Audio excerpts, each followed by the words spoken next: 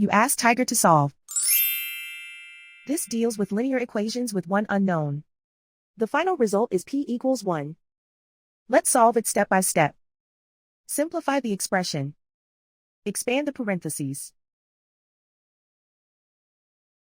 Simplify the arithmetic. Group all constants on the right side of the equation. Subtract 15 from both sides. Simplify the arithmetic.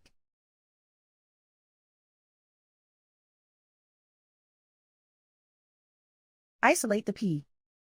Divide both sides by 3. Simplify the fraction.